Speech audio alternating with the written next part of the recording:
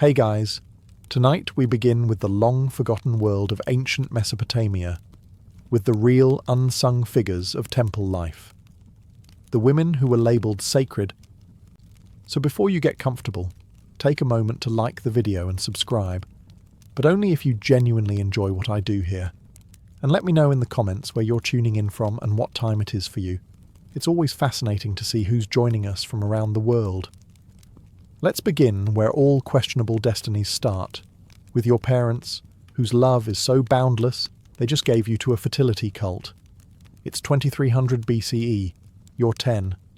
Your biggest concern used to be whether your clay doll had enough beads. Now your mother's buttering you up with phrases like, Inanna has chosen you, which sounds suspiciously like, you've been volunteered for something you didn't sign up for. And no, there's no opt-out form. Just a long stare from your dad and a suspicious lack of eye contact. Because in Mesopotamia, if your family couldn't afford a proper dowry, or you had the audacity to be born after your older sister, you were gently escorted into divine service. Like a subscription, except you don't get a trial period, and the cancellation policy is death by blasphemy. The Temple of Inanna accepts all major sacrifices: livestock, grain, and unwanted daughters. Once you're in, you're renamed, redressed, and repurposed. Like upcycling, but emotionally scarring. Your initiation includes fasting, chanting, and probably bathing in sacred river water that hasn't been filtered since the Euphrates got bored. You'll be handed a ceremonial linen wrap, told it's a blessing, and then assigned to sleep in a room that smells like burnt frankincense and other people's regrets. Your parents go home proud. They think they just secured themselves divine favour. Meanwhile, you're trying to figure out if you're allowed to cry during blessed silence hours. Spoiler, you're not. The temple priests are cheerful in that cult leader sort of way. Hollow eyes, tight smiles, and an unsettling obsession with ritual nudity. They welcome you with phrases like, your body is the goddess's temple, which you will come to understand is ancient code for say goodbye to personal boundaries. And let's not forget your new title, Pr0stitute, a sacred devotee of the goddess. Sounds elegant, right? Until you realize it means you now represent divine femininity via awkward public acts of fertility while the elders take notes. You haven't even hit puberty yet, and somehow you're already spiritually married to a goddess who likes blood, wine, and drama. Welcome to sacred womanhood, where every honor feels like a trap, and the mat you sleep on is probably older than your grandfather's beard. And this is only the first day. When someone says the word temple, you probably imagine serene incense, calming chants, and maybe a wise priest humming softly while a bowl of fruit glows in the sunlight. Yeah. No. The Temple of Inanna was less wellness retreat and more chaotic theocratic HR office, with added sex magic and livestock. You step inside expecting divine peace, and are instead greeted by a goat relieving itself near a ceremonial statue. The walls are covered in cuneiform that nobody has translated for 400 years. The floors are sticky with spilled beer offerings, and the only scent in the air is burnt goat with top notes of desperation. As a new recruit, you assumed you'd be trained by elegant high priestesses in flowing robes. Instead, you get barked at by a wrinkled woman named Ninlil, who smells like garlic and disappointment. She hands you a broom and says, the goddess loves a clean floor, which is Mesopotamian for your sacred training begins with janitorial duties. The rooms are a maze, not in a holy labyrinth kind of way, but in a, we've added 12 extensions to this building since 2000 BCE and no one drew a floor plan kind of way. One hall leads to the sacred archive, another to the ritual performance space, and one definitely just ends at a pit. You are told not to ask about the pit. There are no plush cushions, no massages, no fountains gurgling with rosewater. The only flowing water is from the sacrificial basin, which hasn't been properly scrubbed since the reign of Sargon the Great. You're assigned a mat on the floor next to 3 other girls. Privacy is a myth here, along with fair compensation and boundaries. Meals consist of lentils, flatbread, and the constant reminder that you're doing this for Inanna, even if you're really just doing it because your parents needed a tax write-off. When night falls, you lie awake listening to the sounds of distant drums, drunken chants, and what you hope is a sheep and not a priest rehearsing the fertility rites alone. This temple doesn't restore your spirit. It grinds it into clay, stamps it with a god's name, and files it under assets. But don't worry, the spa day is coming. It's just probably going to involve you being the exfoliated item. You were promised a sacred role, a divine calling, a spiritual vocation of the highest order. What you were not promised? A schedule that starts before sunrise, ends after moonrise, includes 0 bathroom breaks, and features you pretending to be a living symbol of divine fertility, while old men chant around you and spill date wine on your sandals. Let's be clear. The temple did not hand you a pamphlet. No scroll, no orientation video, no friendly priestess with a clipboard explaining workplace boundaries. You learned your duties the old-fashioned way, through vague metaphors and passive-aggressive hymns. At first, they tell you that your body is a vessel of the goddess. Sounds nice, right? Until you realize that being a divine vessel is less chalice of wisdom and more community-use goblet with questionable cleaning protocols. Your training includes walking in perfect circles, chanting while balancing a jug on your head, and practicing sacred gestures that make you look like you're attempting to signal passing boats. None of this is explained. You're just told to move like Inanna, which is profoundly unhelpful when no one actually agrees on how Inanna moved. Then there's the ceremonial dancing. You are not a trained dancer. You are a teenager with chronic foot blisters and the rhythm of a startled donkey. But the priests nod solemnly and call it beautiful, which is Mesopotamian for good enough for the goddess, and also the drunk merchant watching. And now, the elephant in the ziggurat, the sacred sexual rites. No one told you what they actually involved.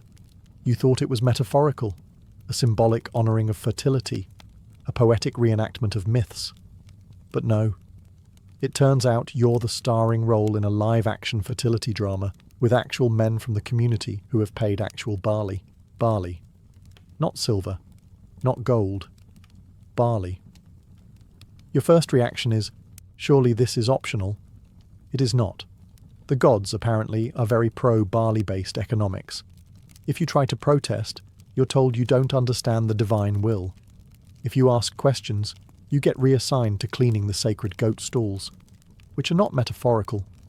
You slowly realize this whole sacred role is just a job nobody wanted to write down. Probably because if anyone did write it down, future historians might get suspicious. If you thought your temple duties couldn't get more uncomfortable after barley-based mating interviews, buckle up. It's time for the rituals. Now, in theory, these ceremonies are meant to reconnect humanity with the divine. In practice, they're elaborate public performances where your main job is to look mysterious while swaying to rhythms that sound suspiciously like someone banging pots in the next room. Let's start with the outfits. Each ritual has its own specific wardrobe, all of which fall under the category, designed by someone who has never worn clothes. There's the feathered diadem of Inanna, which itches like a curse, the sheer veil that offers zero warmth or modesty, and the ceremonial belt that's really just a rope with delusions of grandeur. You're told to wear these with grace while balancing a platter of sacred dates and pretending your feet aren't screaming. Meanwhile, a priest wearing 20 pounds of beads and an expression of cosmic constipation reads poetry to the goddess. It's all very moving, especially when you realise the poem is just a veiled complaint about grain taxes. During the fertility rite of spring, things get particularly dicey. The temple floor is covered in flower petals, which sounds poetic until you slip on a damp one and nearly reintroduce gravity to your jawline. You're meant to perform a slow, sensual circle around a sacred plinth while humming a tune that's never been written down and never will be, because it's improvised, and you're not a bard, you're a barley-salaried body double. You've also been trained in symbolic movements, like the gesture of the blooming womb, which looks suspiciously like a shrug, a bow, and a cramp at the same time. The audience is a mix of worshippers, drunks, and a handful of scribes taking notes way too enthusiastically. Then comes the offering segment. You kneel, hold up your bowl of lentils, and chant the divine words. Except one time, you sneeze mid-offering and accidentally bless the wrong god. For a week, everything smells like fish, and the high priest glares at you like you personally insulted the ziggurat's plumbing. But remember, it's all sacred. Every humiliating misstep, every mispronounced chant, every goat that wanders into the ritual space mid-procession, it's all part of the divine mystery. Especially the goat. He's a regular. Let's set the scene. The temple is hot. Not tropical beach hot, more like bake-a-date pastry on your own thigh. Hot. Add in 50 people, 3 goats, burning incense, and a sacrificial fire pit that nobody remembers to ventilate. And you have a scent profile best described as eau de ancien armpit. As a temple prostitute, your official title might be Nadatu, Kadishtu, or another name that sounds impressive in Sumerian. But your hygiene routine? Roughly equivalent to that of a damp pot left under a ziggurat. Bathing is technically part of your sacred duties. In practice, though, it involves a cracked ceramic basin, half a jug of lukewarm river water, and a scrub sponge that might also double as a ritual object. No one's sure.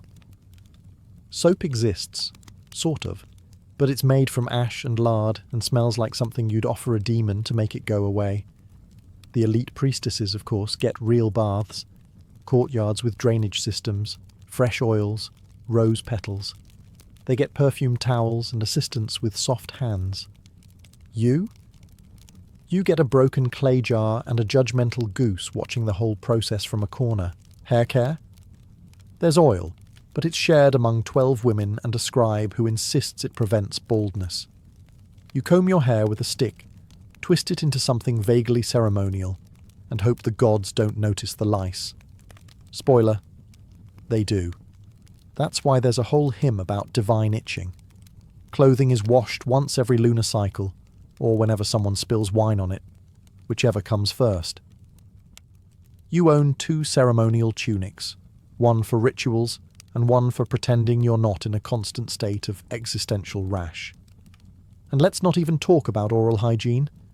The best case scenario is a rinse with beer, which sounds fun until you realise the beer is flat, warm, and more bread than liquid. There are no toothbrushes, just twigs. And prayers. Lots of prayers. The worst part? Every time a merchant shows up with crushed myrrh, the high priest buys it for sacred anointing. And somehow you're never the one getting anointed. You're just the one handing out towels. Let's talk about clients.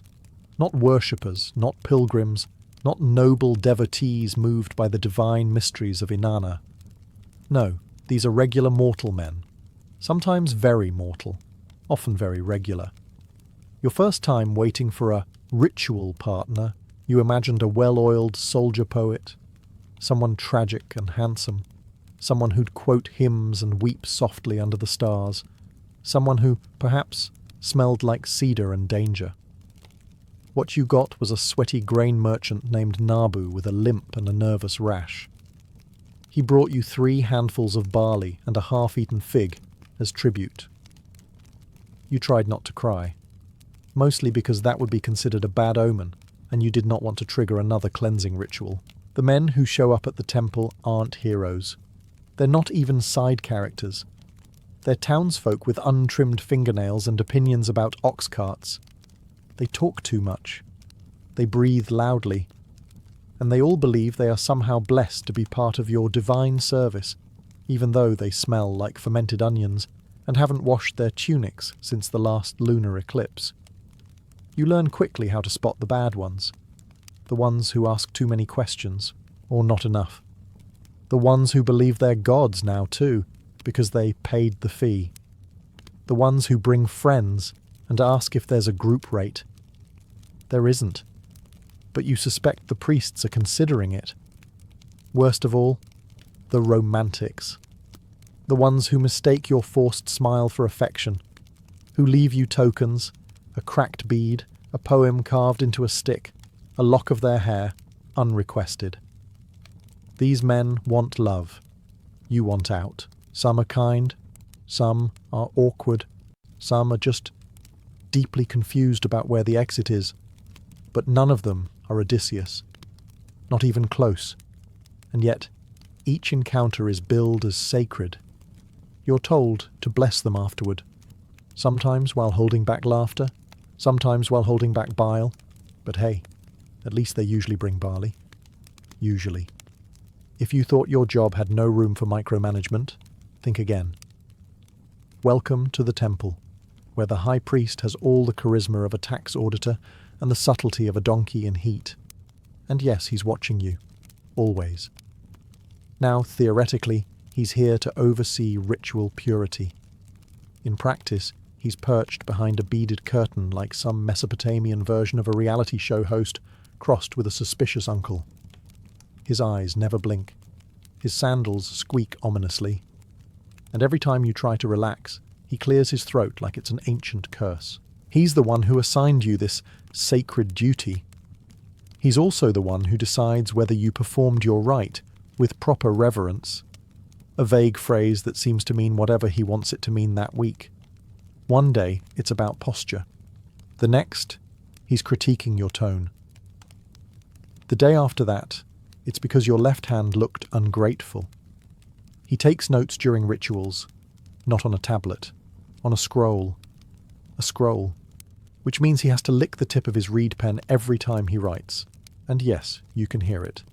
Every single time. Sometimes he offers feedback, unsolicited of course. You should smile more during the offerings of the sacred oil. Try humming lower during the hymn of fruitfulness. Stop flinching when the goat approaches, as if you haven't spent the past week dodging that same goat's horns. And just when you think he's left the temple for the day, there he is, behind a pillar, casually munching on pomegranate seeds like this is peak entertainment. Is it surveillance? Is it ritual obligation? Or is he just really, really nosy? Either way, you learn to work with the constant presence of priestly judgment. You smile your tightest smile, you recite your lines perfectly, and you never, ever sneeze during the incense lighting. Not unless you want a lecture on the sanctity of nasal discipline. At the end of the day you wonder, who watches the watcher? Answer, the goat. And honestly, the goat's less judgy. You'd think that, as a temple prostitute, a sacred servant of Inanna, you'd get a little divine protection from mortal drama. Alas, you're not just a living symbol of love and fertility. You're also a convenient scapegoat for every wife in the city who suspects her husband is up to something fishy. And guess what? He is. And that fishy thing is you. It starts subtly, glares from across the ziggurat steps, whispers when you walk past the barley stalls, the occasional accidental bump with a water jug. These women don't care that you're not technically allowed to marry, or that your clients are chosen by the priesthood. All they know is that their husbands keep coming home with that post-temple glow and a little too much incense in their beards. Soon enough, they form a club. Unofficial, of course, but terrifyingly organised. The Jealous Wives Club meets by the communal ovens and specialises in long stares, passive-aggressive gossip, and the strategic misplacement of your ceremonial sandals. Some will curse you under their breath. Others get creative. One carved a tiny figurine of you with a cracked foot and buried it under a dung heap. Another sent her daughter to learn the sacred rites just so she could spy on your laundry. You try not to take it personally. After all, you're just doing your job. It's not your fault the gods insist on a system that involves sensual ritual cleansing and barley offerings in dim lighting. But try explaining that to a woman who hasn't been looked at fondly since the last solstice. You once tried to befriend one of them, offered her a sweet date and a kind word. She bit into the date, looked you dead in the eye and said, "Tastes like my husband's breath." You now avoid eye contact for safety reasons. The irony? Most of the temple wives used to be in your shoes. Literally.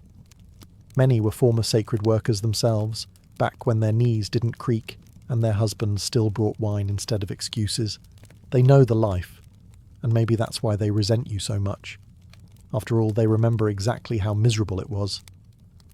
Let's talk about money. or rather the stunning absence of it. Being a temple prostitute, holy servant of the divine union, sounds like the kind of job that should come with perks. At the very least, a steady stream of silver shekels and a corner seat at the festival of new grain. But alas, while the priesthood rakes in tribute after tribute, you are paid in vibes. Well, technically, you're paid in barley, dates, and the occasional goat. But don't get excited. These are symbolic offerings, and they don't go to you. They go to the temple treasury, which is managed by a priest whose idea of wealth redistribution is occasionally letting you lick the honey bowl after he's done with it. You do get meals, thin lentil stew and hard bread, and a mat to sleep on. If you're lucky, someone tosses you a linen scrap that used to be part of a nobleman's tunic, now repurposed as your ritual wrap. Fashion forward? No. Technically alive? Barely. You once dared to ask about actual wages. The high priest gave a long, winding speech about divine compensation and how Inanna blesses you in ways no coin ever could. Then he walked away, jingling a pouch of silver that definitely wasn't metaphorical. Some temple sisters try to save up by moonlighting, weaving, brewing, reading omens in goat livers for bored merchants. But if the priests find out, you get demoted to candle wicker scraper, which is exactly what it sounds like, and smells even worse. So you keep performing your sacred tasks with a plastered-on smile and a stomach that's made peace with occasional fasting. And when your sandal breaks, you just wrap it in twine and hope the goddess appreciates rustic humility. Some girls fantasize about escaping the temple and marrying rich. But let's face it, any man wealthy enough to support you probably already visited the temple. And if he didn't marry you before seeing you chant naked under moonlight, he's probably not planning to afterward. But don't worry. The gods see your sacrifice. They just don't reimburse it. If there's one thing that sums up the contradiction of your sacred career, it's this. You're not allowed to marry. That's right. You can anoint a merchant with sacred oils under a full moon. You can whisper hymns into the ear of a travelling soldier while he still smells like camel. But you may not, under any circumstances, develop an exclusive emotional connection or, heavens forbid, put on a wedding veil. This isn't just a temple rule. It's divine policy. According to the scribes and priests who definitely don't have a personal stake in this arrangement, your body belongs to the goddess. Inanna, they say, has loaned you to the mortal world for rituals of fertility and spiritual communion. You are a living altar, and altars, as we all know, do not get married and raise goats in the suburbs, which is ironic, considering you perform enough marriage rites that you could officiate a dozen weddings by now. But when it comes to actually building a life with someone, no thanks. That might involve happiness, and we can't have that. Now, some girls do fall in love. Secretly, of course, usually with a guard or a junior priest, but the minute things get serious, the temple steps in with all the grace of a hammer on wet clay. Your lover is reassigned to a distant province, and you're given extra moon vigils to help you reflect on your inappropriate attachments. The punishment for breaking the celibacy clause? You don't get stoned. That would be merciful. Instead, they keep you longer. They extend your sacred service. You get to be a senior guide to the younger temple women, which is just a fancy way of saying you supervise the incense closet and pretend not to hear them cry. So no marriage, no partnership, no cozy domestic future with a fig tree and 3 half-naked toddlers chasing chickens. Just the warm, eternal embrace of ritual duty and a goat who keeps chewing your robe. But hey, at least you're spiritually fulfilled, right?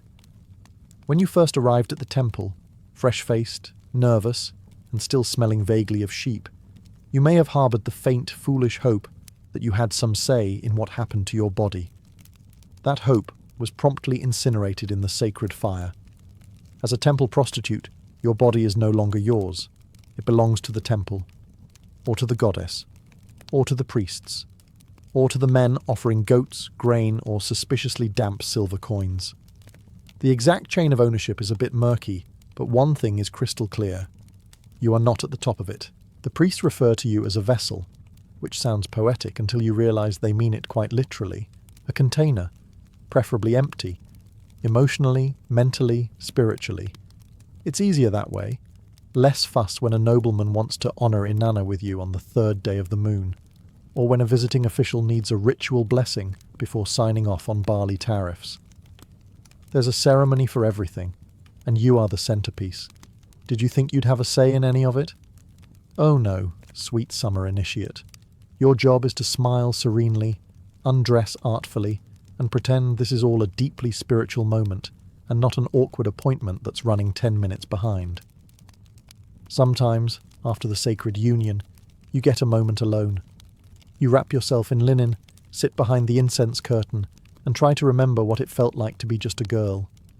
Not a vessel, not a symbol, not a holy receptacle. Just you. You won't remember. Not for long. Even when you're not performing rites, there are rules. Don't bathe at certain times. Don't cut your hair unless it's during the annual shearing. Don't eat certain foods. Don't speak unless spoken to. Don't run. That's ungraceful. Don't laugh. That's unholy. Don't cry. That's inconvenient. It's not just your body that isn't yours. It's your time, your voice, your breath. But hey, the temple scribes did write a hymn in your honor once. It rhymed. Sort of. Let's talk festivals. You'd think they'd be a break. A celebration, maybe even a chance to wear something clean and slightly less itchy. Nope. Welcome to the Mesopotamian equivalent of a corporate holiday party, if that party involved a lot more nudity, dancing, and emotionally repressed priests chanting about barley fertility. Festival season, which, let's be honest, happens every 6 days, is when the temple really ramps things up. You, the sacred servant, are now the star of an elaborate public performance that somehow combines theatre, religion, bad choreography, and a lot of confused livestock. On the festival of Inanna's descent, for example, you're expected to reenact the goddess's mythical journey to the underworld, symbolically, which means stripping off 7 layers of clothing in public as you descend 7 temple steps. It's ancient spiritual metaphor, and also just ancient striptease. People cheer. Children are present. There's a guy selling date beer and roasted locusts like it's the Mesopotamian Super Bowl. But the real highlight is the sacred marriage rite. This is when a high-ranking priest, or, occasionally, the king himself, symbolically mates with you, representing Dumuzi and Inanna uniting to bless the crops. The ceremony takes place in front of everyone. There's music, incense, a lot of awkward eye contact. You are supposed to moan spiritually. Afterward, everyone feasts. You, however, go back to your mat smelling like burnt frankincense and questionable symbolism.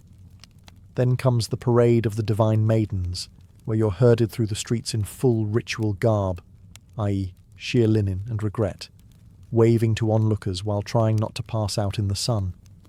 Elders toss flower petals.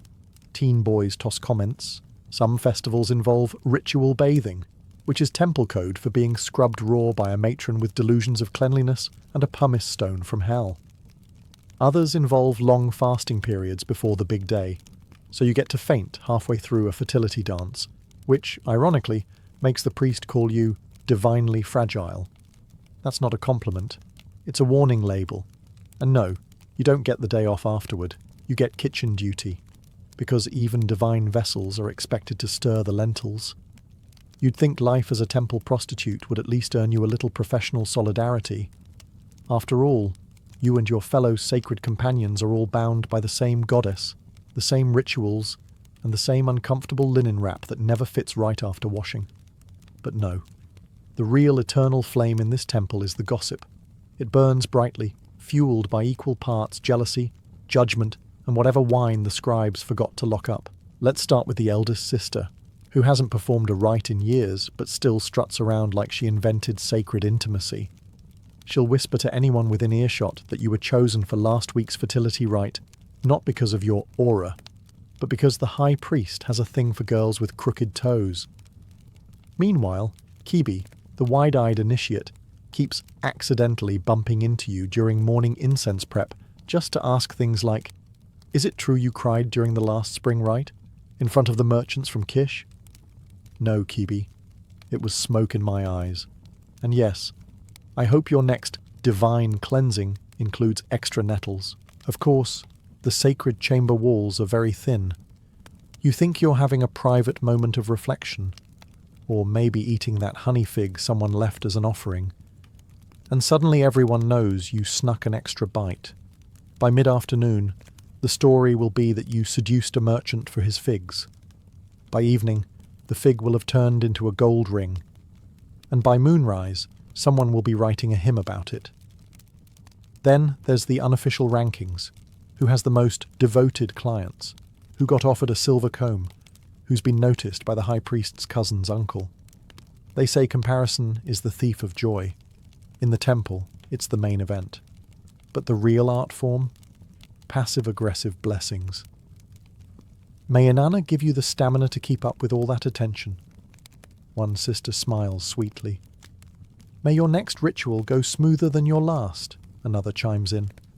Which would be touching, if she hadn't watched that ritual from behind a pillar while snickering into her prayer beads. In the temple, silence is sacred, but gossip is divine sport. In the temple, obedience isn't just expected, it's theology.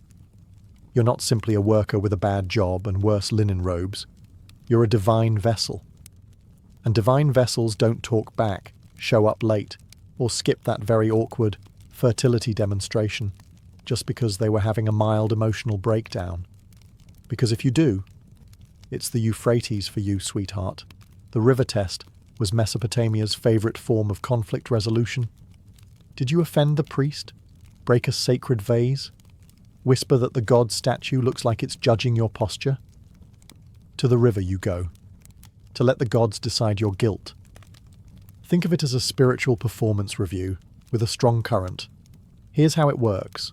You're escorted usually by a group of smirking elders and at least one guy with a very large stick down to the banks of the river. There you're ritually bound, because free swimming would be cheating, given a brief prayer. May the gods show mercy, or something equally vague, and tossed in like yesterday's offering. If you float or manage to swim to safety, it means the gods approve of you. You're innocent. You might even get promoted. If you sink or get eaten by a crocodile, well, guilt confirmed. Now, being a temple prostitute didn't come with many rights, but you did have the honour of being tested with extra drama. Your test might involve more elaborate blessings beforehand, which don't help, but do make your potential drowning feel festive. Occasionally they even let the clients watch, like it's some sort of divine reality show. But here's the kicker. Everyone wants to believe the gods will intervene. Even you. Until you realise that the guy tying your wrists is also the guy who accused you of lacking piety after you rolled your eyes at his chant. Spoiler, the gods rarely intervened. Those who survived the river came back soaking, half dead, and now officially untouchable, which, in temple terms, meant they could sweep the courtyard but were no longer allowed near the sacred bread. Which is probably fine.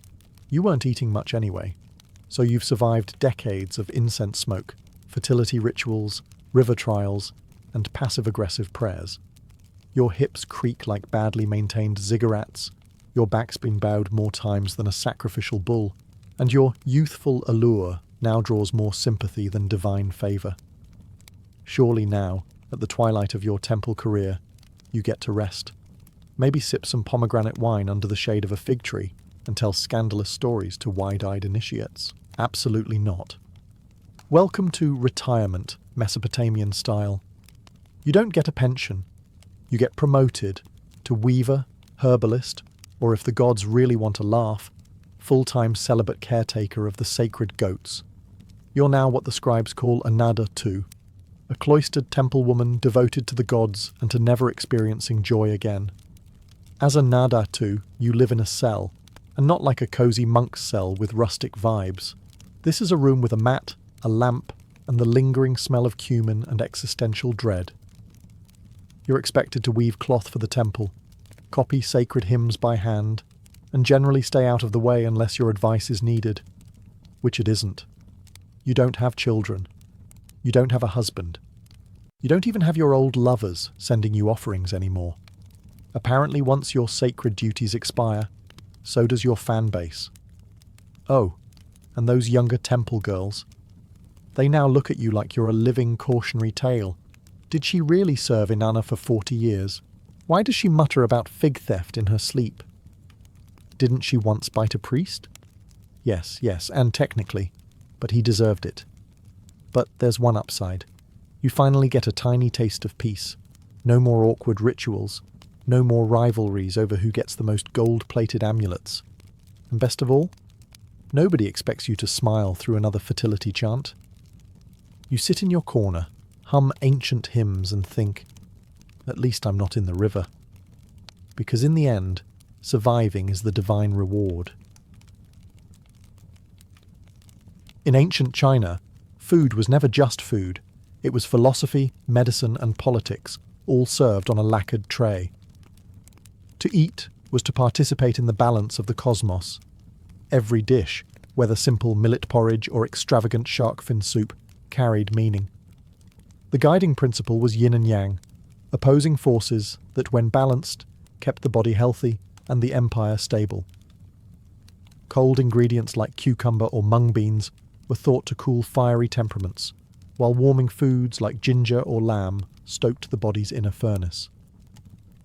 An emperor's chef had to know not only the flavours of the kitchen, but also the theories of Chinese medicine, so that a banquet was as much a prescription as a feast, but food also screamed status. While peasants ate what was necessary, rice in the south, wheat noodles in the north, emperors and nobles flaunted rare delicacies that proved their dominion over both nature and people.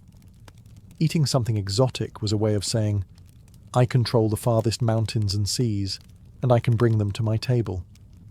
Bird's nest soup, for example, required harvesting swiftlet nests clinging to cliffs in Southeast Asia. Serving it at court was a display of wealth, patience, and sheer logistical power. The rarer the ingredient, the more divine the ruler appeared. And then there was ritual. Food wasn't only for survival or pleasure, it was for the ancestors. During festivals like Qingming, families laid out spreads of pork, fish, and rice wine before ancestral tablets, believing the spirits consumed the essence of the offerings. At the highest level, the emperor himself performed sacrifices at the Temple of Heaven, presenting whole oxen, sheep, and pigs to secure harmony between heaven and earth.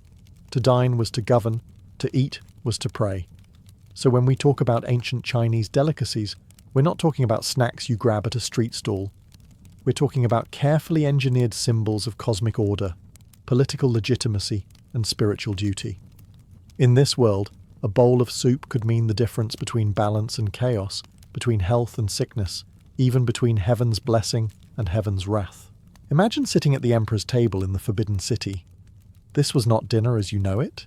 This was a stage performance, a display of cosmic order, and a reminder that the Son of Heaven ate differently than everyone else on earth. A typical imperial banquet could feature more than 100 dishes, some for actual consumption, others purely for show.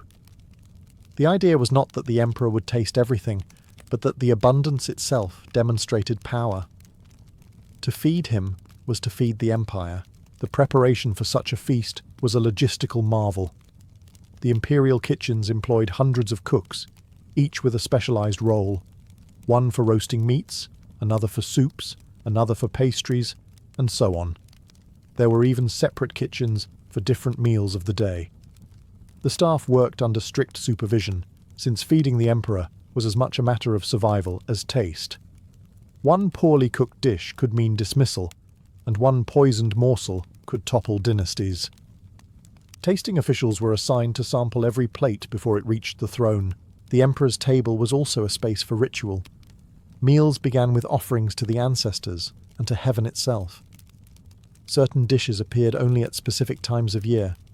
Lotus root in summer for cooling, lamb in winter for warmth. Rare ingredients from distant provinces or tributary states were paraded before the court to emphasize the reach of imperial authority. A dragon's feast, so to speak, stretched from the deserts of Xinjiang to the shores of Guangdong. Then there was etiquette.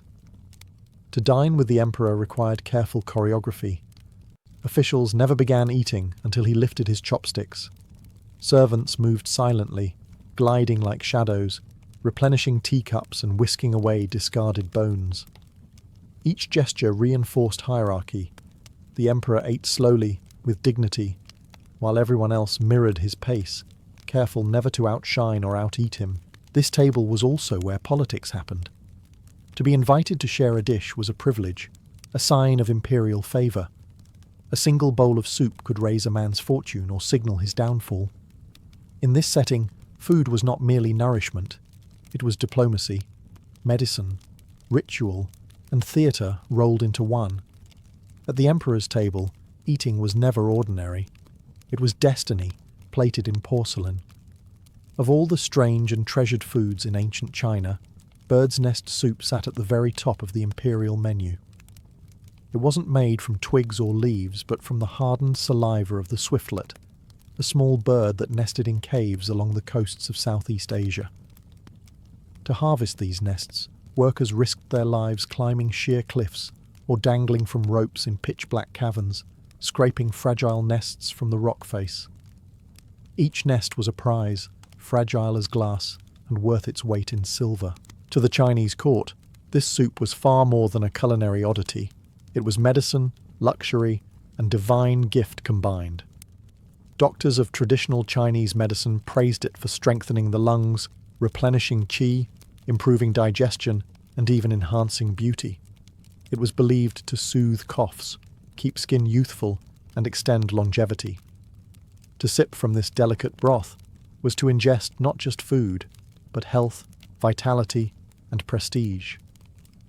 No wonder emperors demanded it for banquets, and nobles hoarded it as a symbol of their superior status. The preparation itself was meticulous. Nests had to be soaked for hours to soften, then painstakingly cleaned of feathers and debris. What remained was a translucent jelly-like substance that, when simmered, produced a broth with an almost ethereal texture. Subtle, slightly sweet, but most of all, rare. Bird's nest soup wasn't meant to dazzle the tongue with bold flavours. Instead, it was prized for its purity, its aura of refinement. A dish that whispered, rather than shouted, its worth. This delicacy also carried political weight. Tributary states like those in modern-day Malaysia and Indonesia were expected to provide birds' nests as part of their offerings to the Chinese court. To present such treasures was to acknowledge the emperor's supremacy. In turn, the emperor, by serving bird's nest soup at his table, displayed the vast reach of his empire's influence. Every spoonful reinforced the idea that heaven had blessed his rule with abundance from the farthest corners of the world. Of course, the average farmer in Henan or fisherman in Fujian never even smelled bird's nest soup. This was food for emperors, concubines, and the highest mandarins. For the rest, it remained a distant legend, a dish whispered about in markets, but never tasted.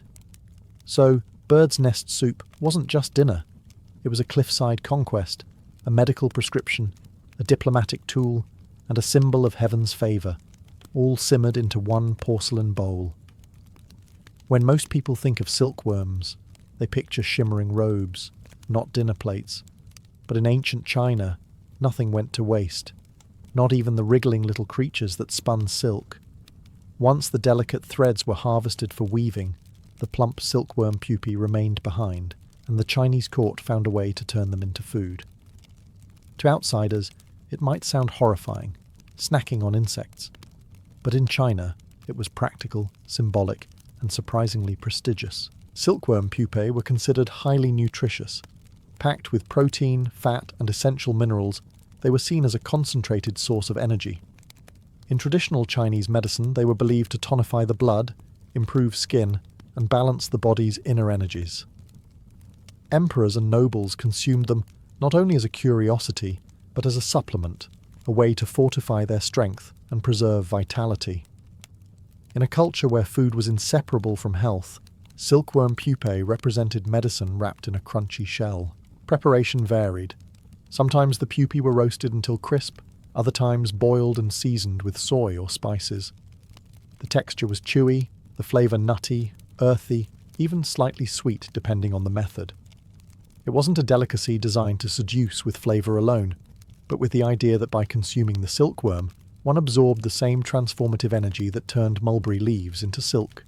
To eat a silkworm pupa was to take part in a cycle of metamorphosis, a small ritual of transformation at the table. There was also symbolism at play.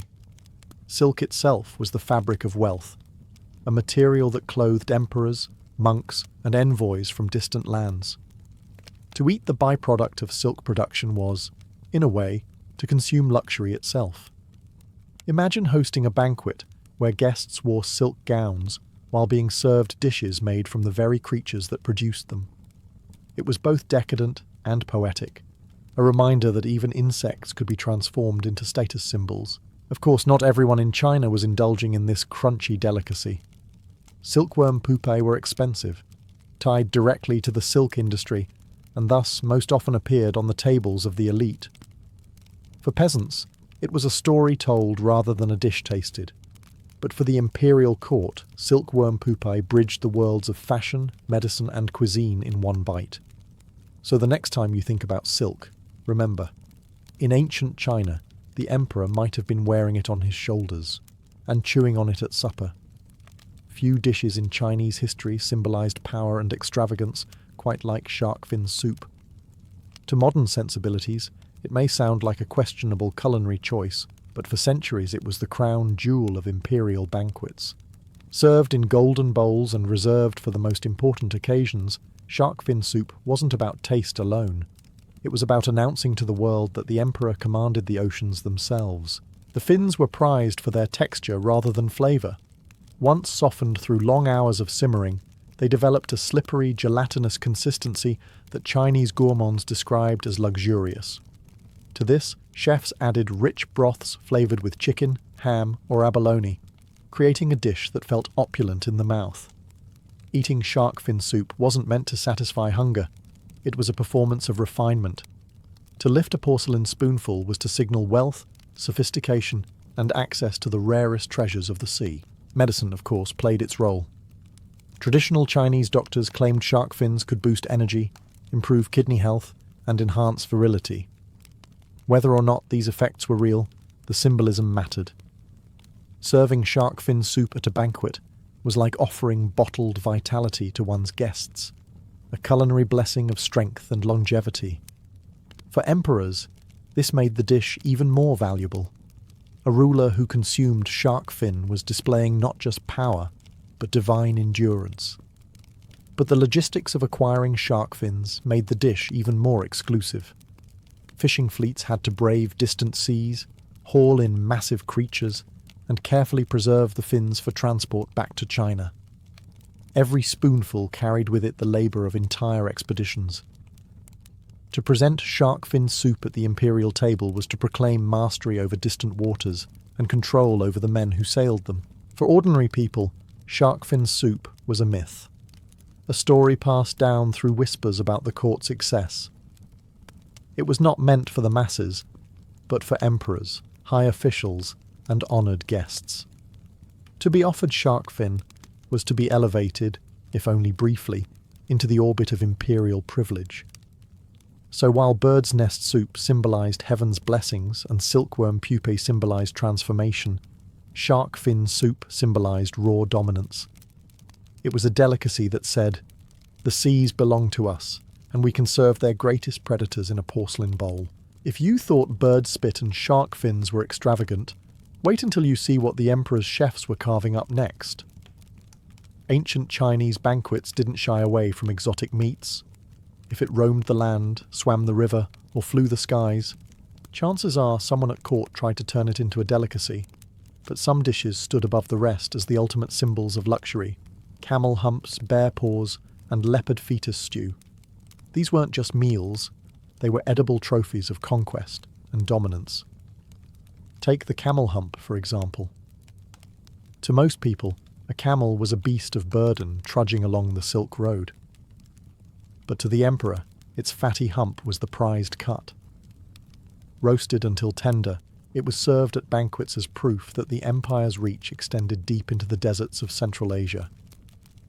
Eating camel hump wasn't just about taste, it was about geography. If the emperor could eat the desert's strongest animal, he symbolically ruled the desert itself. Then there were bear paws. To acquire one meant slaying a powerful predator, a creature respected and feared in equal measure. Braised bear paw was considered an aphrodisiac, a restorative, and a dish fit only for rulers and heroes. Preparing it required days of careful cleaning and simmering to soften the tough flesh. To serve it was to proclaim, "Our empire is so mighty, even the fiercest beasts end up on our plates." Of course, not all exotic meats were about raw power. Some were seen as balancing agents within the yin-yang system. Leopard fetus stew, as shocking as it sounds, was believed to invigorate the body with yang energy. Deer antler broth, too, made regular appearances at court, thought to strengthen bones and replenish vitality. These ingredients, though rare and often gruesome, fed into the idea that consuming strength meant inheriting it. Naturally, none of this was accessible to the average farmer. Ordinary people stuck to pork, chicken, or fish when they were lucky. The exotic meats of the imperial court existed in rumour, fueling both awe and disgust among common folk. But that was the point. These dishes reinforced the emperor's separation from the masses. He ate the impossible because he ruled the impossible. So, when a platter of camel hump or a steaming bear paw arrived at the emperor's table, it wasn't simply dinner. It was theatre, conquest, and cosmic legitimacy, all served on a silver dish. No imperial banquet in ancient China was complete without something to wash it all down. And while delicacies like birds' nests and bear paws impressed the palate, the true artistry often came in the cup. Tea and wine were not just beverages. They were philosophy, medicine, and diplomacy poured into porcelain and bronze. To sip with the emperor was to participate in a ritual as significant as the food itself. Tea began humbly, as a bitter medicinal brew made from fresh leaves. By the Tang dynasty, it had blossomed into a refined cultural practice. The emperor's tea was no ordinary leaf steeped in hot water. It was powdered, whisked, and presented with ceremony. The quality of water was debated endlessly. Spring water from hidden mountain streams was considered the purest, worthy of offering to heaven and emperor alike. Tea symbolized clarity, restraint, and the Confucian virtues of balance. A sip wasn't about quenching thirst. It was about cultivating the mind and aligning the spirit. Wine, by contrast, was for indulgence. Ancient Chinese wine was typically made from millet, rice, or sorghum, often sweet and strong. At court, drinking games and poetry contests accompanied flowing cups of warm wine. Scholars recited verses, generals boasted of victories, and the emperor presided over the intoxicated harmony of his officials. But wine wasn't just merriment, it was ritual. Before sacrifices to ancestors or to heaven, cups were poured as libations, symbolizing respect and continuity between the living and the divine. Drinking had rules, of course. Toasting the emperor required bowing deeply, raising the cup with both hands, and draining it in one go to show loyalty. At large banquets, elaborate sequences of toasts structured the evening, reinforcing hierarchy with every swallow. Refusing a drink could be dangerous. It risked signalling disobedience or disrespect. Many a courtier likely staggered home from these feasts, less from joy than from obligation. Tea and wine also played roles in medicine. Tea was praised for cleansing the body, aiding digestion, and calming the nerves, while wine was believed to invigorate blood flow and ward off cold. Together, they embodied the yin-yang principle. Tea's cooling nature balanced by wine's warming fire. To the emperors of China, a banquet was never just dinner. It was theatre, staged with the precision of an opera. Every dish, every sip of wine, every carefully choreographed movement of servants sent a message. The emperor's power was absolute, his generosity boundless, and his control unquestioned. Guests didn't just eat. They performed their loyalty under the watchful eyes of the Son of Heaven. Banquets often coincided with key political moments. The reception of foreign envoys, the celebration of military victories, or the installation of a crown prince. These feasts could last for days, with musicians playing, dancers performing, and courses arriving in endless waves. Hundreds of dishes might be served, not so that anyone could eat them all, but to overwhelm the senses and remind attendees of the empire's unmatched abundance. The extravagance itself was a declaration of strength. If the emperor could feed an entire hall with delicacies from every corner of China, then surely he could govern it too. For officials, the banquet was both opportunity and danger. To be invited meant favour, but how one behaved at the table could shape careers. Toasting etiquette, conversation topics, even the way a chopstick was held. All were scrutinised. Speak too much, and you risked seeming arrogant. Speak too little, and you risked seeming ungrateful. The safest course was to flatter the emperor while eating daintily, praying that no sudden political trap lay hidden in a bowl of soup. Banquets also doubled as foreign policy. Envoys from Korea, Japan, Vietnam, or Central Asia were dazzled with spreads of shark fin, abalone, and bird's nest soup. These weren't just meals, they were bribes wrapped in silk, edible evidence of the Middle Kingdom's wealth. To dine with the emperor was to be reminded that you were in the orbit of a power too vast to challenge. Many treaties were sealed not in council chambers, but between courses of delicacies impossible to replicate at home. Even the architecture reinforced the message. The banquet halls of the Forbidden City were cavernous, lined with golden dragons, their very design a reminder of heaven's mandate. Guests sat according to rank, each placement a silent declaration of status. Though emperors and dynasties have long since faded, the memory of their extravagant dining habits still lingers in Chinese culture today. Bird's nest soup, shark fin, and exotic meats may no longer fill imperial banquets in the Forbidden City, but their legacy survives as symbols of wealth, refinement, and centuries-old tradition.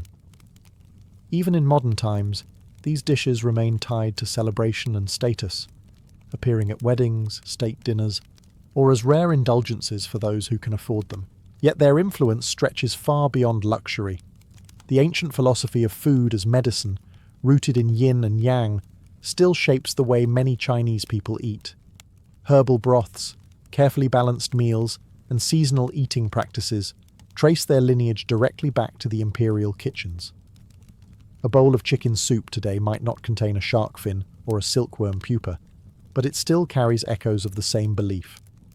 Food is not just nourishment, it is healing. The political theatre of food also left its mark. Modern diplomacy often takes place over banquets, with Chinese leaders hosting foreign dignitaries at elaborate meals that subtly echo the traditions of their ancestors. The dishes may have changed, sautéed prawns replacing bear paw, Peking duck standing in for camel hump, but the symbolism remains. To feed generously is to demonstrate power, stability, and respect. At the same time, these delicacies remind us of the gap between emperor and commoner. For most of China's history, ordinary people never tasted such rarities. They survived on rice, millet, vegetables, and the occasional bit of pork. The exotic foods of the court were less about culinary pleasure and more about reinforcing hierarchy.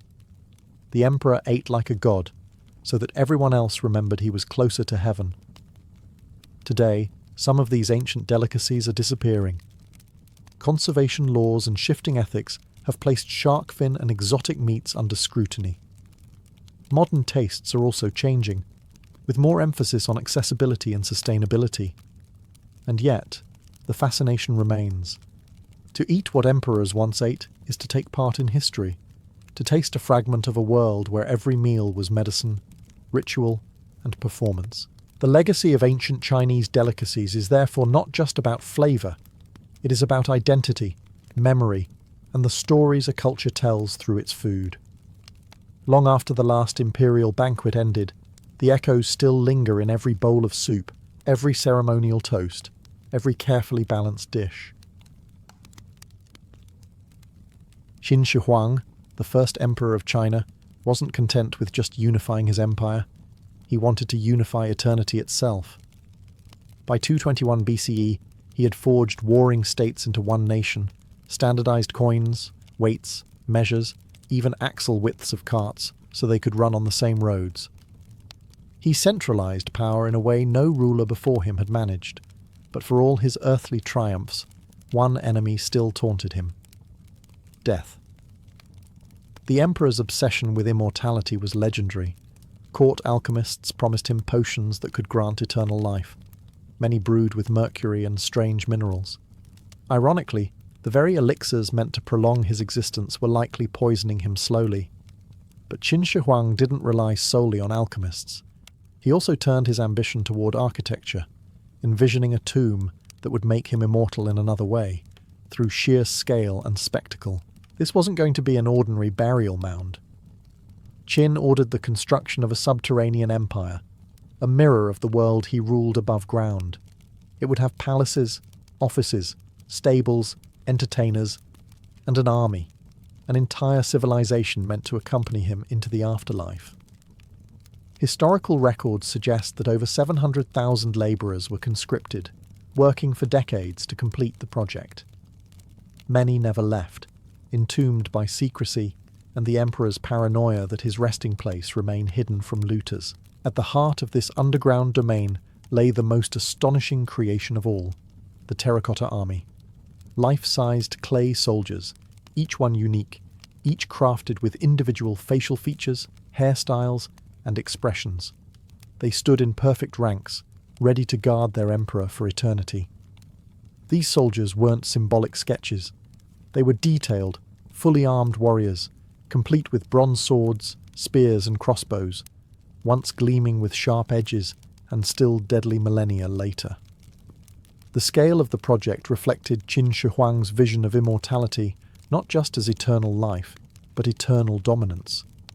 He might not escape death, but he could build an empire underground that rivaled his conquests above.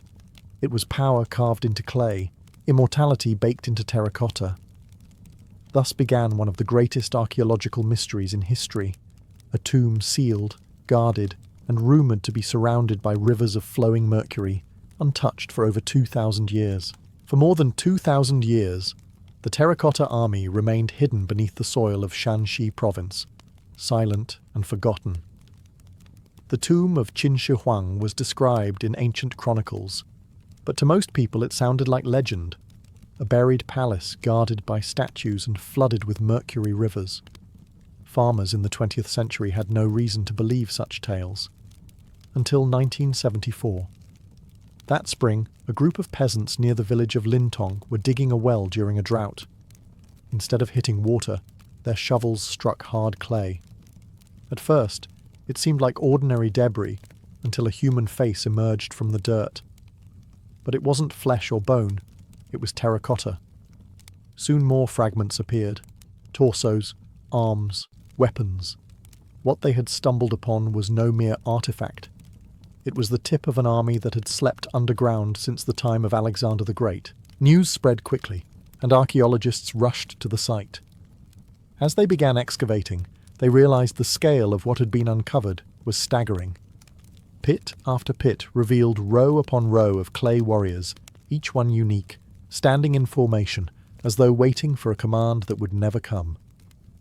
There weren't a dozen, or even 100. There were thousands. The discovery stunned the world. This was not just an archaeological find. It was a time capsule of Qin Shi Huang's ambition.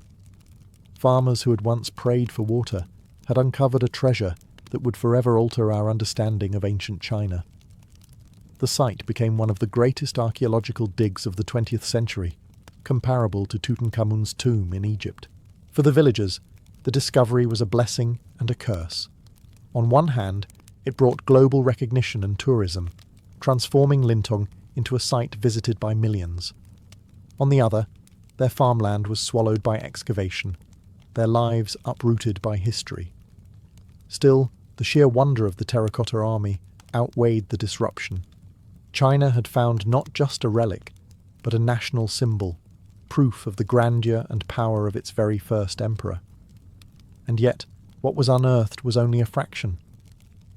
The army was vast, but the emperor's actual tomb, said to contain unimaginable treasures and deadly traps, remained sealed. The discovery was both revelation and reminder. The greatest secret still lay buried beneath the mound, When archaeologists finally brushed away the earth, they were met with an army frozen in eternal formation. Stretching across massive pits, thousands of life-sized terracotta soldiers stood shoulder to shoulder, arranged with the discipline of a real Qin dynasty battalion. What struck observers first was the scale, but what amazed them most was the individuality. No two faces were alike. Each warrior bore unique features. A stern jawline here, a crooked nose there, even faint smiles or grimaces. The artisans had crafted not a generic army, but a legion of individuals. Their uniforms and hairstyles marked their rank. Generals stood taller, with elaborate armour and commanding expressions. Archers crouched in firing stance, while cavalrymen held reins for once real horses. Infantry soldiers wore plain tunics, sturdy and practical. The diversity of poses and appearances suggested that the artisans had studied real soldiers as models. This wasn't symbolic art. It was military realism, frozen in clay. The level of craftsmanship extended to the weapons. Many warriors once carried bronze swords, halberds, and crossbows, sharpened to lethal edges. Some blades, coated with chromium oxide, remained astonishingly rust-free even after 2,000 years, hinting at metallurgical techniques far ahead of their time. The soldiers weren't merely decorative, they were battle-ready, as though Qin Shi Huang expected a genuine war in the afterlife. Equally impressive were the horses. Sleek and muscular, these clay steeds were hitched to wooden chariots, their nostrils flared, their stances dynamic, as though they could bolt forward at any moment. Like their human counterparts, they were unique, sculpted with veins, bridles, and carefully carved manes. The army wasn't just an afterlife security detail, it was a complete fighting force. What makes the Terracotta army remarkable is not only its scale, but its humanity. Each soldier seems to possess a story, a life. Standing in front of them, you're not looking at a mass of statues. You're staring into an army of individuals, each ready to defend their emperor even in death. It blurs the line between art and reality, between history and eternity. Qin Shi Huang had demanded immortality, and in a way he achieved it. His soldiers still stand guard, their silent eyes watching across millennia. Proof that an emperor's dream of eternal power could be sculpted into clay. Behind every terracotta soldier stands an invisible army of workers, craftsmen, labourers, and artisans, whose skill and suffering gave shape to Qin Shi Huang's vision. Historical records suggest as many as 700,000 people were conscripted to build the mausoleum complex, a number so vast it rivaled the population of entire cities. These were not volunteers, they were prisoners of war, convicted criminals, and common labourers pressed into decades of back-breaking service. The artisan's work demanded extraordinary precision. Each soldier began as hollow clay sections, legs, torso, arms, head, moulded separately and then assembled like a giant puzzle. Once the figure took shape, artists carved details by hand, wrinkles, moustaches, braids, scars. The individuality of each face suggests that real soldiers may have served as models, their likenesses immortalized in clay. This was not art for art's sake. It was propaganda, meant to proclaim the diversity and strength of Qin's empire. After shaping, the statues were fired in kilns to harden the clay, a process that made them life-sized but fragile. Then came the colour. Yes, the terracotta army was once brightly painted. Reds, blues, purples and greens brought the figures to life. Time and exposure to air caused most of the pigments to flake away, leaving the soldiers in the muted earthen tones we see today. In their prime, though, they would have looked startlingly real, as if actual soldiers stood underground waiting for orders. Yet behind the brilliance was cruelty. Workers laboured in secrecy, bound by the emperor's obsession with immortality. Ancient historians claim that once the tomb was sealed, many of the artisans were killed or trapped inside to ensure its mysteries remained hidden. Whether myth or fact, the notion fits Qin Shi Huang's iron rule, a man who demanded absolute loyalty, even in death. The army, therefore, is both a triumph of craftsmanship and a monument to human cost. Every unique face tells two stories. one of artistic mastery, and another of the countless nameless artisans who would never see the world above again. They gave the emperor his eternal guards, but paid with their own mortality. Without them, the terracotta army would never have existed. Their hands shaped clay into eternity, leaving behind not just soldiers, but the echo of their own labour, preserved beneath the soil for over 2,000 years. The terracotta army wasn't just a clay spectacle, it was armed to the teeth.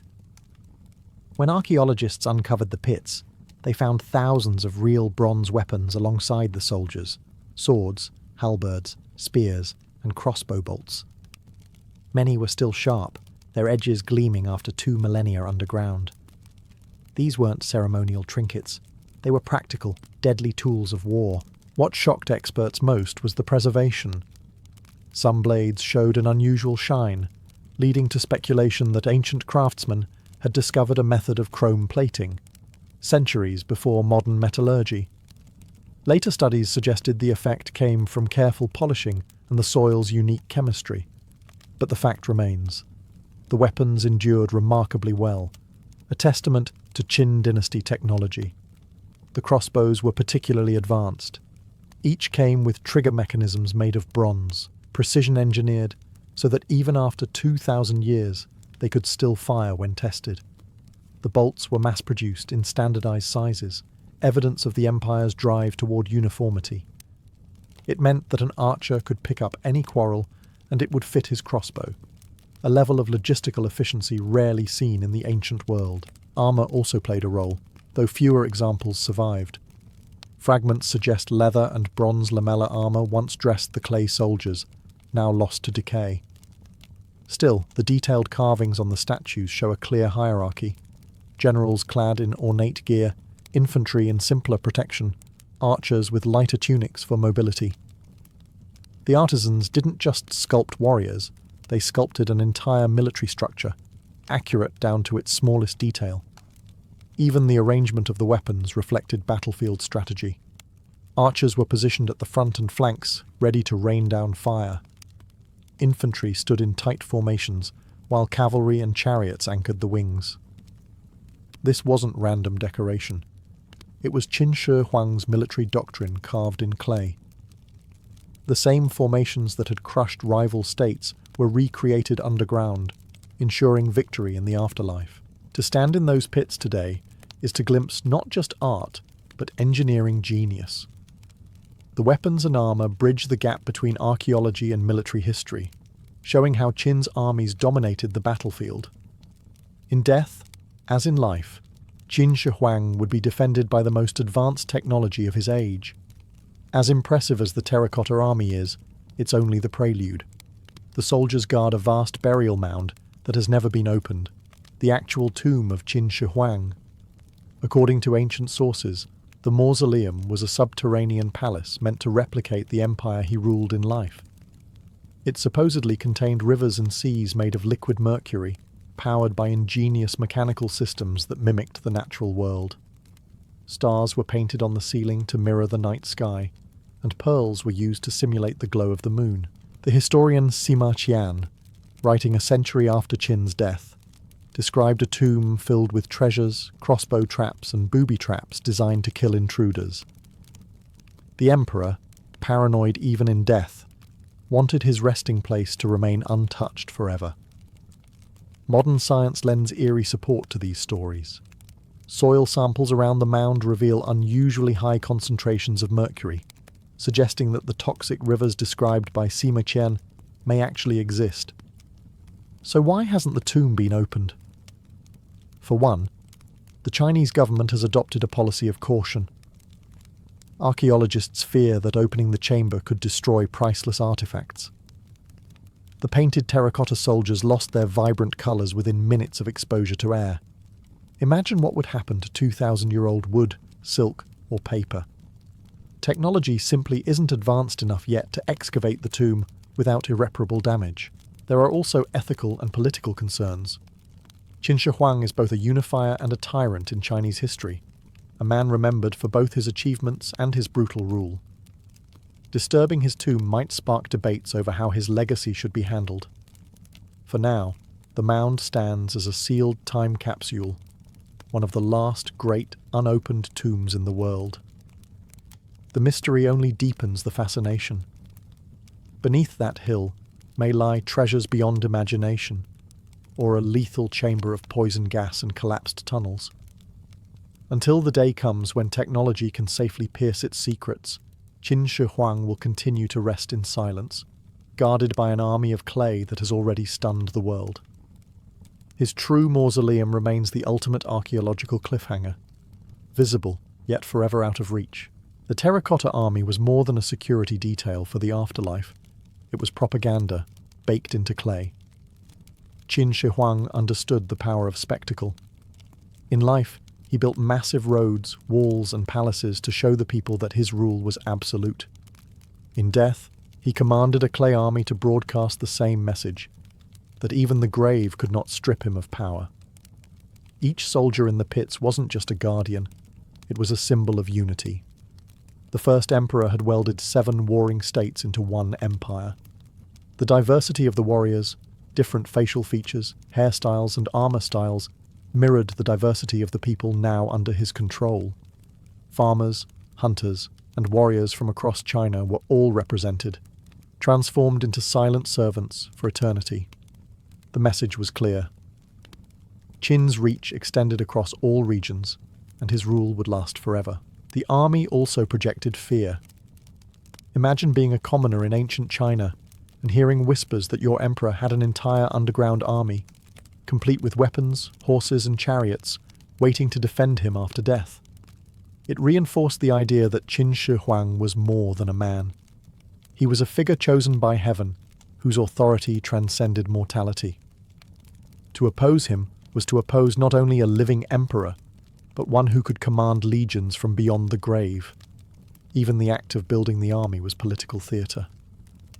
Conscripting hundreds of thousands of labourers reminded everyone that the emperor's will could mobilise unimaginable manpower. The artisans who sculpted unique faces may have thought they were creating individuals, but collectively, those soldiers became a monolith of obedience, a metaphor for the Qin state itself.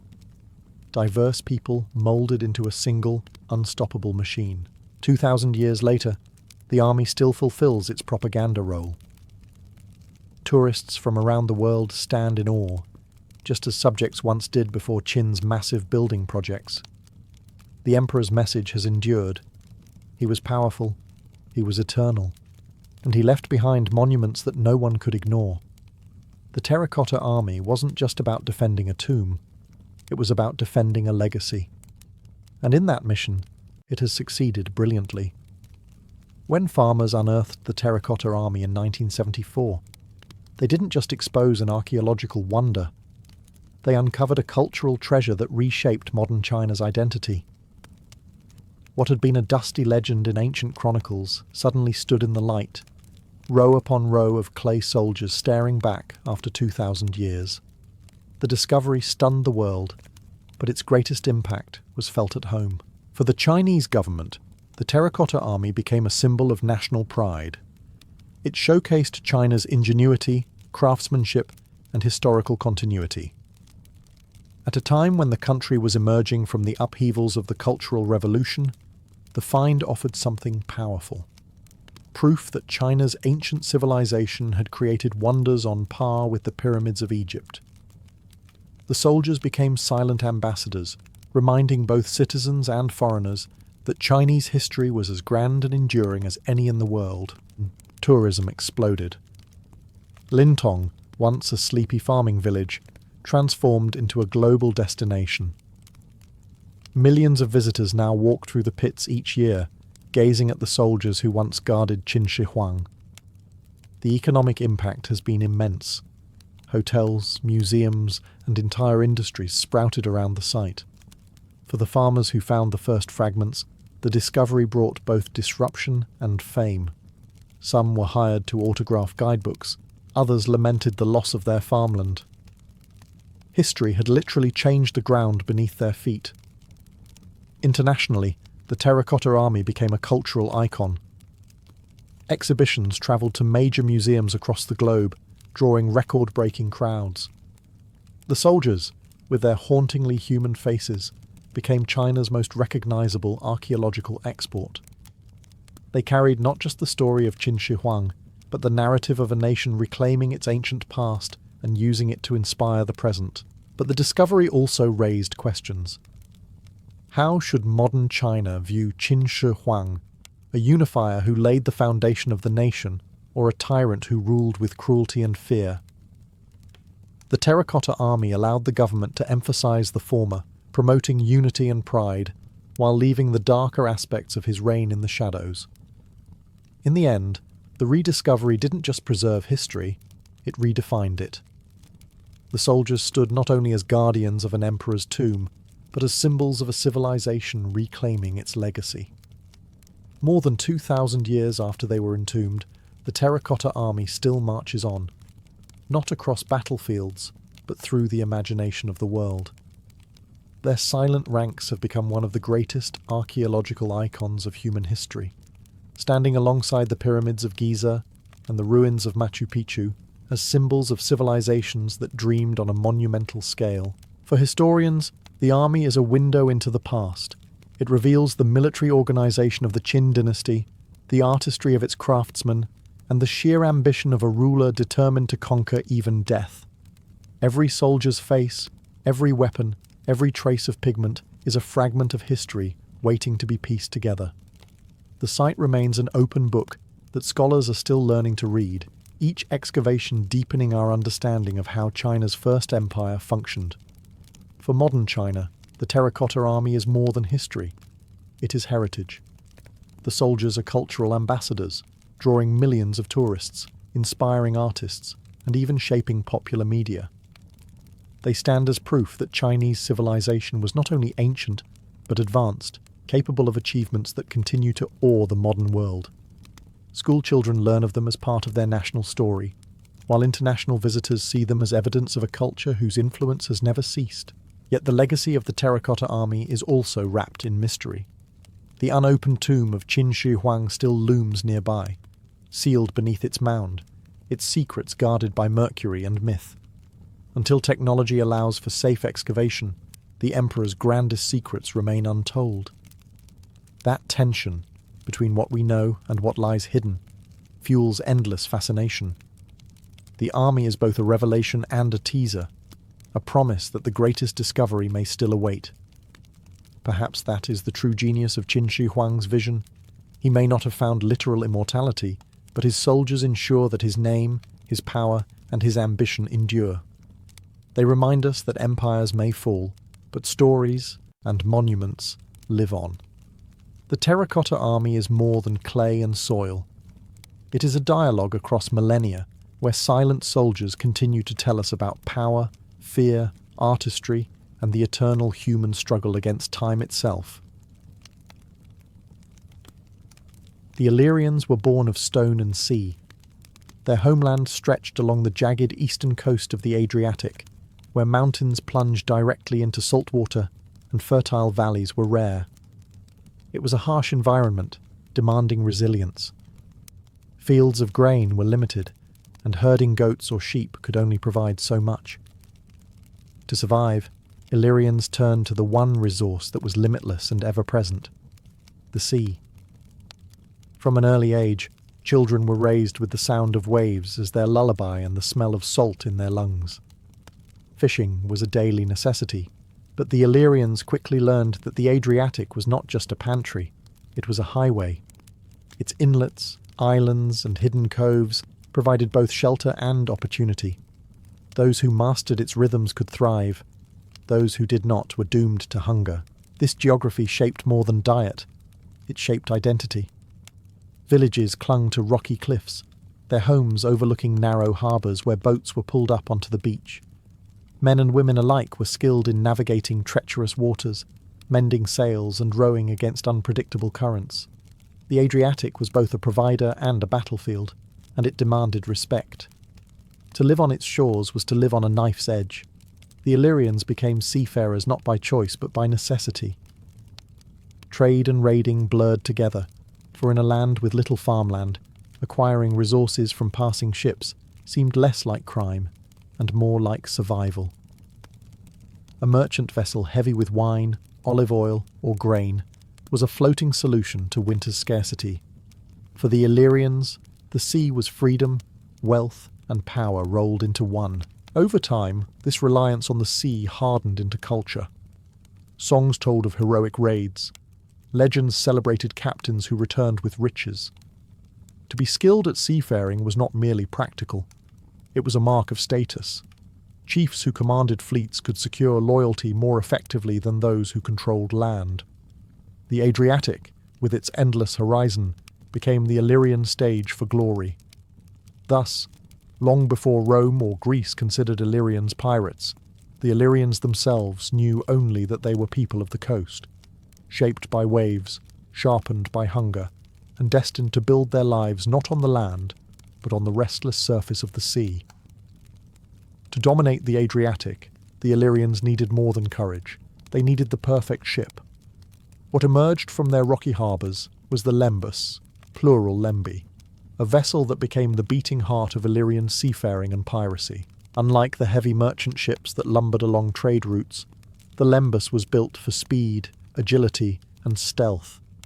Long and narrow, with a shallow draft, it could slip into the smallest inlets or skim across shoals where larger ships would run aground. Its lightweight frame made it quick to launch from beaches, allowing entire raiding parties to melt into the sea before an enemy even realized what was happening. The lembus was propelled primarily by oars, which meant it wasn't held hostage by the wind. This gave the Illyrians a deadly advantage over sailing ships, which could be trapped in unfavourable conditions. A squadron of lembi, each packed with armed warriors, could descend upon a target from multiple angles, overwhelming larger but slower vessels. To a Roman or Greek merchant captain, spotting the silhouettes of lembi on the horizon was a nightmare, a sign that escape was impossible. But the lembus was more than a war machine. It reflected Illyrian ingenuity and their intimate knowledge of the Adriatic. Built from local timber, easy to repair, and light enough to be hauled across land if needed, these ships were perfectly adapted to their environment. Coastal villages worked together to construct them, and entire communities depended on their success. A well-built lembus could feed families, defend a harbour, or enrich a chieftain with spoils of war. The reputation of the lembus spread quickly. Ancient writers like Polybius and Appian described these vessels with a mixture of admiration and dread, acknowledging their role in turning the Adriatic into what Romans bitterly called a pirate sea. Even foreign powers recognized their utility. Macedonian kings at times employed Illyrian fleets, hiring them as mercenaries to harass enemies or disrupt rival trade routes. For the Illyrians themselves, the lembus was more than wood and oars. It was identity in motion. To climb aboard was to embrace the sea as ally and weapon, to transform hunger into opportunity. The ship was a symbol of freedom, power, and survival. And with every raid it carried, the legend of Illyrian seamanship grew stronger. The lembus was not just a vessel. It was the sharp edge of Illyrian culture, slicing its mark into Mediterranean history. For the Illyrians, piracy was not simply reckless plundering, it was a way of life shaped by necessity. Along the rugged Adriatic coast, farmland was scarce and unpredictable. Harvests could not reliably feed the population, and trade was limited by geography. To survive, Illyrian communities turned to the sea, and piracy became less a crime than an economic strategy. Raiding merchant vessels was often more profitable than waiting on poor soil. A single captured ship might yield grain, wine, oil, cloth, or even slaves, enough to sustain an entire tribe through lean months. To the Illyrians, these acts were not theft, but redistribution, taking from outsiders what their homeland could not provide. Piracy blurred into trade, for goods taken at sea were sold, bartered, or integrated directly into village life. It was also a path to prestige. Leaders who commanded successful raids won respect, loyalty, and authority. A chief who could provide wealth from the sea earned followers far more quickly than one who merely tended goats on a hillside. Piracy created opportunities for ambitious warriors, who could rise in status by bringing home spoils and captives. In this way, maritime raiding was as much politics as economics. The practice also became woven into culture. Illyrian songs and stories celebrated cunning seafarers who struck suddenly and vanished before retaliation could come. Raids were often timed with seasonal rhythms, when trade routes were busiest and when the sea's conditions gave Lemby an advantage. For many Illyrian tribes, piracy wasn't a shameful secret. It was a proud tradition, passed from one generation to the next. Of course, not everyone viewed it that way. To Greek and Roman merchants, Illyrians were ruthless predators who turned the Adriatic into a gauntlet of terror. Letters and chronicles describe them as raiders without mercy, uninterested in treaties or trade agreements. But this was largely the perspective of outsiders whose wealth was threatened. From the Illyrian point of view, piracy was survival with honour attached. In short, piracy was never just opportunistic violence, it was adaptation to environment, a social ladder for the ambitious, and a cultural identity for a people whose lives were bound to the sea. To be Illyrian was to accept that the Adriatic was both provider and battlefield, and piracy was the art of surviving its tides. If the Illyrians had one true advantage at sea, it was the element of surprise. Their survival depended on striking hard and fast before their enemies could react. To merchants and rival powers, they seemed to appear out of nowhere, ghosts of the Adriatic who struck without warning and vanished just as quickly. Their secret weapon was the lembus, small and swift enough to outmaneuver bulky trade ships. Unlike vessels that relied on sails, the Illyrians rowed, which meant they were not bound by the wind. This gave them freedom to attack in calm weather, or even when the breeze worked against their prey. With shallow drafts, their ships could dart into hidden coves and rocky inlets, disappearing from sight where no larger vessel dared to follow. Illyrian raiders were masters of timing. They often attacked at dawn, when crews were still groggy and ships least prepared. Others struck during storms, when visibility was poor and defences low.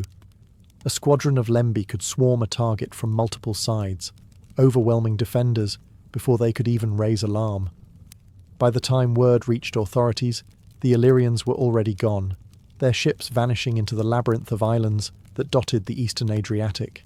What made these tactics especially effective was the psychology of fear. Merchants began to dread certain stretches of coast, whispering of Illyrian ambushes. Even the mere sight of narrow, fast-moving vessels on the horizon was enough to send panic through a convoy. Sometimes Illyrians didn't even need to fight. Ships surrendered to avoid bloodshed, knowing resistance was useless against such swift predators. The raids weren't always random either. Illyrian chieftains understood trade routes intimately, knowing when shipments of grain, wine, or precious metals were due. They turned the Adriatic into a hunting ground, choosing moments when their prey was richest and most vulnerable. To them, piracy was as much strategy as it was force. For outsiders, this unpredictability made the Illyrians seem unstoppable. Greek and Roman writers described them as relentless raiders who controlled the sea by terror alone. But to the Illyrians, surprise was not cruelty. It was necessity. With fewer ships and fewer resources, cunning was their greatest weapon. And so, long before Rome's legions arrived to challenge them, the Illyrians carved their dominance through ambush, stealth, and speed. They ruled the Adriatic not by sheer numbers, but by making every strike count. In most of the ancient Mediterranean, the sea was considered a man's arena. But among the Illyrians, women did not simply watch from the shore, they sometimes commanded from the deck. The most famous example was Queen Tota, who in the 3rd century BCE became the face of Illyrian power and piracy. Feared from the Adriatic to the Roman Senate itself, Tota rose to prominence after the death of her husband, King Agron. Instead of stepping aside for a male regent, she seized control of the kingdom and its fleets. Roman historians, often hostile to powerful women, described her as bold and uncompromising. She continued Illyria's maritime tradition with ferocity, ordering her captains to raid without restraint. Under her command, Illyrian piracy reached a scale that rattled the richest states of the Mediterranean. Her leadership was more than symbolic. Ancient sources describe her as directly involved in naval strategy, using the lembi to harass and overwhelm merchant convoys. She extended her influence along the coasts of Epirus and Greece, and her fleets extracted tribute from those unable to resist. For the Illyrians, having a queen at the helm was not strange. It was proof that seafaring was woven so deeply into their society that even women could rise to power through it. Of course, Roman writers painted Tutor as reckless, even villainous. They accused her of dismissing Roman envoys with arrogance, allegedly declaring that piracy was a tradition of her people, and she would not forbid her subjects from practicing it. Whether these words were exaggerated or not, they captured a cultural truth. To the Illyrians, raiding was not shameful but honourable, a way to secure survival and glory. Tutor embodied that ethos, unashamed and unyielding. Her reign, however, also highlighted the dangers of Illyrian piracy colliding with rising Roman power. What Rome might have ignored from petty raiders, it could not tolerate from a queen who commanded fleets and openly defied their authority. In time, her leadership would provoke the First Illyrian War, but Tutor's legacy endured. She became a rare example of a woman in antiquity who ruled at sea, her name remembered in both fear and admiration. In Illyrian culture, her power was not an anomaly. It was the natural extension of a society where the sea itself levelled hierarchies and demanded strength, no matter who held the oars. By the late 3rd century BCE, the Adriatic was no longer just an Illyrian playground. It was Rome's lifeline. As the Republic expanded, its merchants increasingly relied on sea routes to bring grain, wine, and goods from Greece and beyond. But those waters were dominated by Illyrian fleets, and every successful raid was not only a loss of cargo, but also a slap to Roman prestige. At first, Rome tolerated the nuisance. After all, piracy was common across the Mediterranean, and Illyrian raiders were just one of many dangers. But Queen Tutor's aggressive policies escalated the situation. Under her command, Illyrian piracy no longer looked like scattered raids. It looked like state-sponsored naval warfare. Merchant ships travelling between Italy and Greece reported constant harassment, with some even forced to pay tribute to continue sailing. To Rome, this was intolerable. The breaking point came when Roman envoys were sent to negotiate with Tutor. According to Roman sources, she dismissed their demands, insisting that Illyrian subjects were free to raid as they pleased. Worse, one of the envoys was murdered on his return journey, a provocation Rome could not ignore. Whether this incident happened exactly as the Romans described is debatable, but in Roman politics, perception mattered more than truth. The Senate now had justification for war. Frustration turned to fury.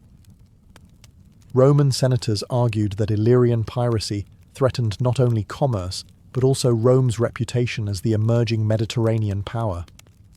If they allowed Illyrians to bully their merchants, how could they claim to protect their allies in Greece? Intervention was no longer about lost grain shipments. It was about honour, dominance, and setting an example. Meanwhile, Illyrians underestimated the scale of Roman ambition. To them, piracy was a tradition, a way of life that had sustained their people for generations. They did not see themselves as criminals, but as masters of their sea. Tutor likely believed that Rome, preoccupied with its struggles in Italy and beyond, would tolerate Illyrian raids as others had. She was wrong. By 229 BCE, Rome had resolved to act. What began as frustration over piracy transformed into the Republic's first major overseas campaign. The Illyrians, who had ruled the Adriatic by speed and stealth, were about to face a power that could match them with sheer discipline and scale. The age of unchecked piracy was coming to a dramatic turning point. In 229 BCE, Rome finally crossed the Adriatic with a fleet and an army, launching what history remembers as the First Illyrian War. For the Republic, this was more than a campaign against piracy. It was its first major naval intervention outside Italy. For the Illyrians, it was the moment their centuries-old dominance of the sea collided with a rising superpower. The Romans moved quickly. Their fleet swept into the Adriatic, targeting Illyrian strongholds along the coast.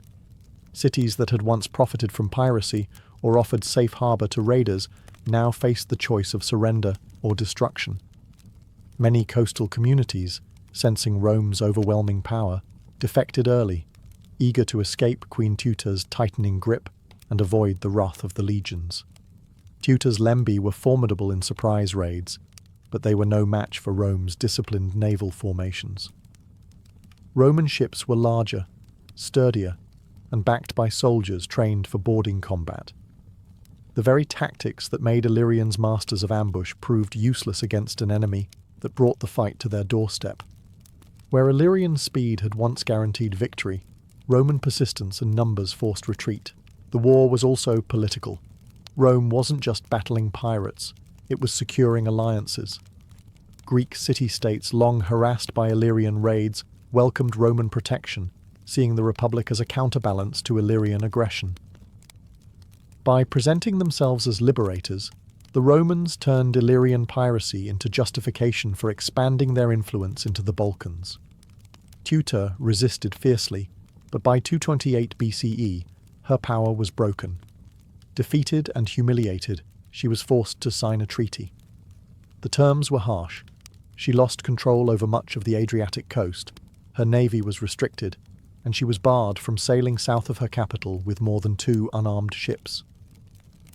Rome had effectively ended Illyria's naval supremacy, clipping the wings of a people whose identity was tied to the sea. The First Illyrian War was a turning point.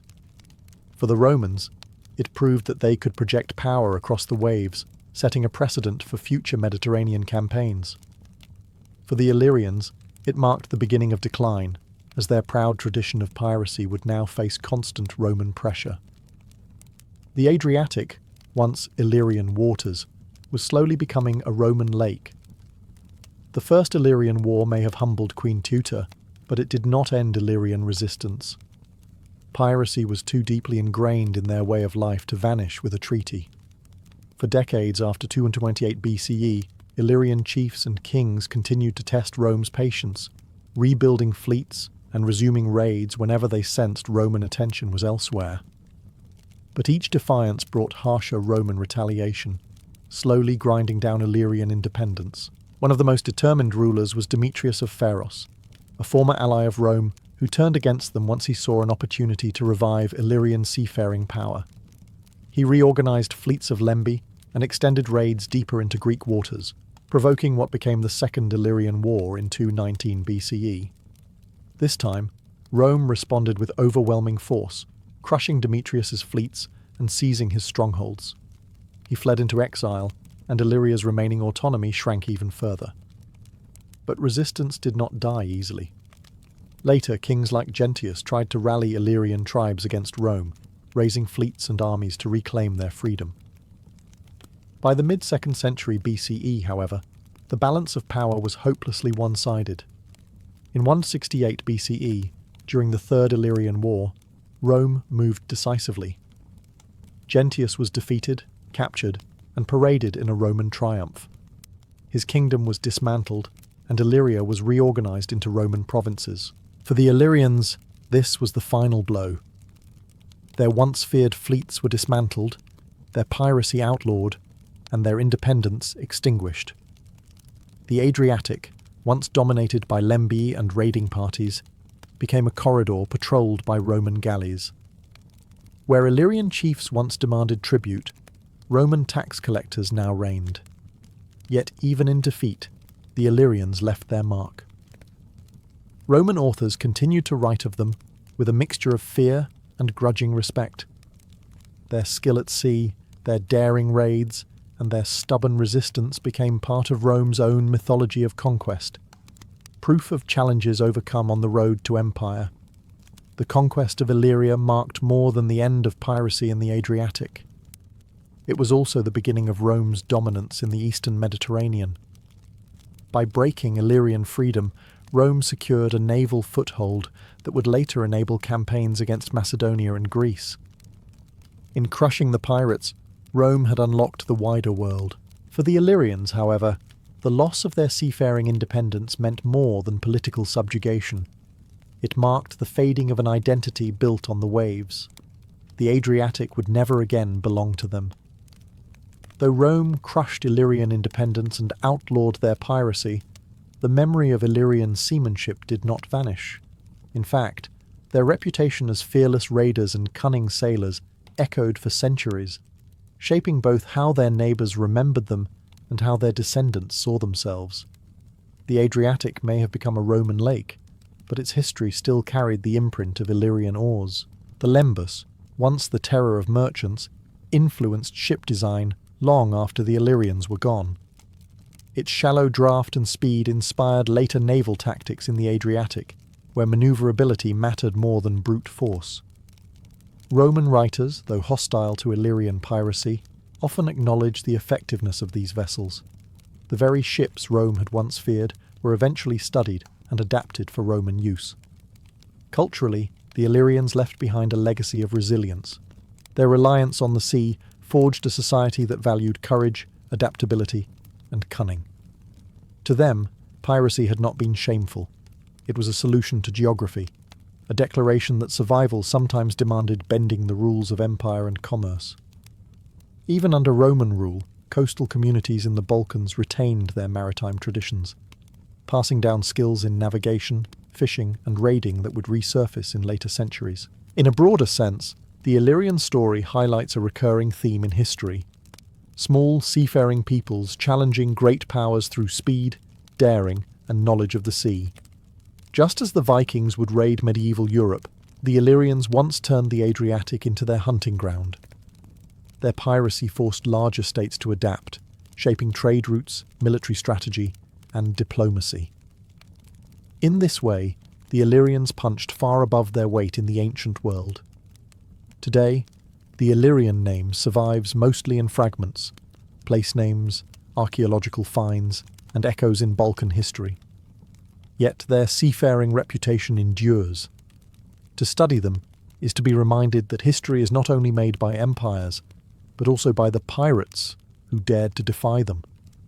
The Illyrians may have lost their freedom to Rome, but they left behind a legacy carved into the waves of the Adriatic, a people who turned survival into identity and piracy into a kind of immortality.